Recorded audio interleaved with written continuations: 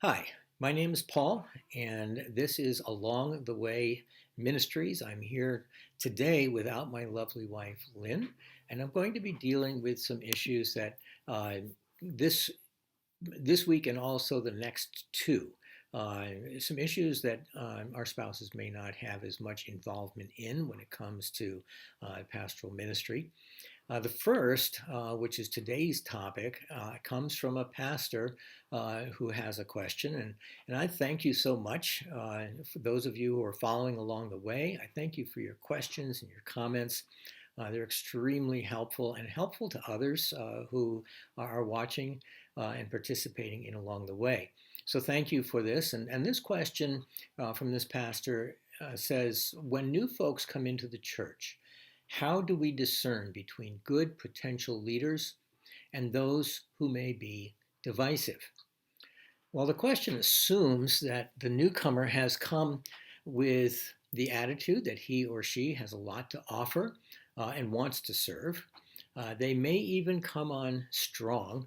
And the question is this simply enthusiasm or is it perhaps controlling behavior? So here's a couple of suggestions that I hope you'll find helpful. Number one, have a policy in place for people being vetted for ministry. Uh, Such a policy might include a minimum time that a person is involved and engaged in your ministry before even considering that person for any kind of leadership. Perhaps 6 months, a time sufficient for them to get to know you and your congregation and how you work and just the whole culture of your ministry. And at the same time, hopefully ample time for you and your people to get to know these newcomers. That should be sufficient time for if there's going to be some issues cropping up for those to begin to show themselves. So perhaps a 6 month waiting period. Related to that, perhaps as you're approaching the end of that 6 months, some kind of a membership class. And I know that many churches don't have official membership, but you could still have a class that would last 2, 3, up to 6 weeks perhaps, in which it's a get to know our church a kind of class. And it's just an opportunity to get to know newcomers at a closer up venue than you might be able to do otherwise on just a Sunday morning. And in that class, you can ask some questions. You could even have a little form that's pre-made in which you discover where their previous church location was, where they attended last, and how long they were there. Perhaps when they gave their lives to Jesus and when they were baptized, what kind of ministries they've been involved in the past, and what kind of ministries they might be interested in getting involved in your ministry location. Those kinds of questions are great for getting conversation going during the class and getting to know the folks better. It can also give you information that you can use to do some reference checking.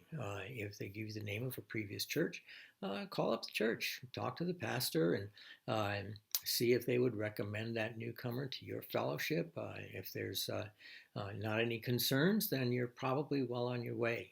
You might have somebody very valuable God has put in your congregation. So check references if possible, or contact the previous pastor if possible. And then engage in conversation with these newcomers early. Have them over for lunch after perhaps a morning service, or take them out to coffee during the week just to get to know them and to ask some questions, get a feel for what is where their passions are, what motivates them, what brought them to your particular ministry location.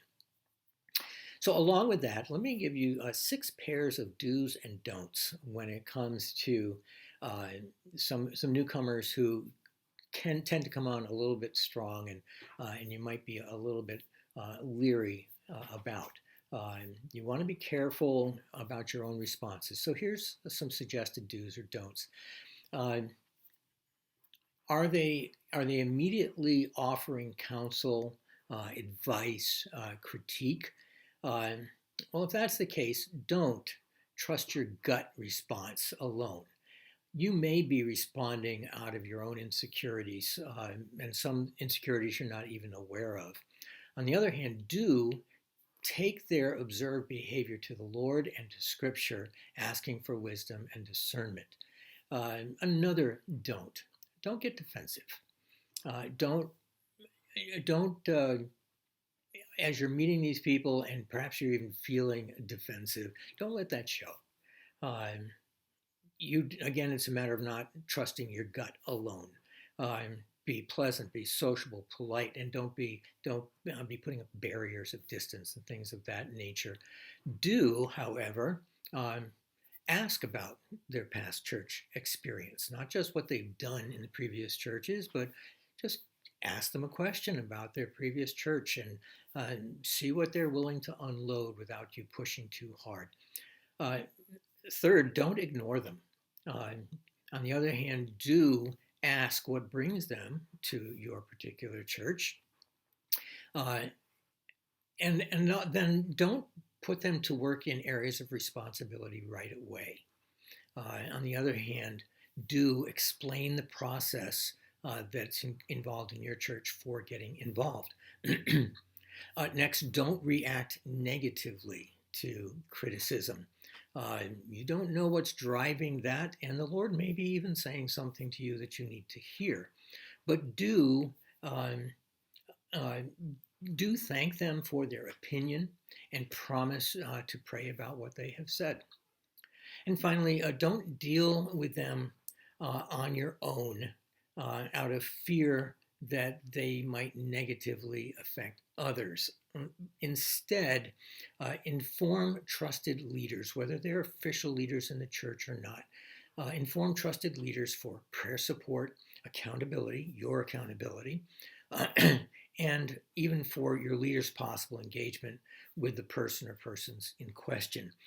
That way you're not putting yourself on the line and perhaps even as a representative of your church. It's not just all on you and on your shoulders. Trust your leaders.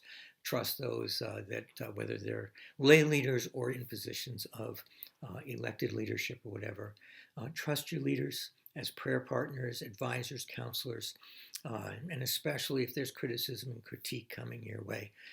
You want to be careful not just to make yourself a bullseye, but bring others alongside with you as you're getting to know these newcomers and what may be bringing them to your church. It may be a gift.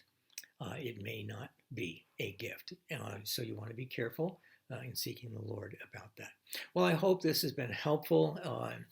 From Along the Way Ministries, we encourage your questions. We encourage your comments. Please hit like and subscribe. That greatly helps us in getting this ministry out to many more people. Thank you from Along the Way.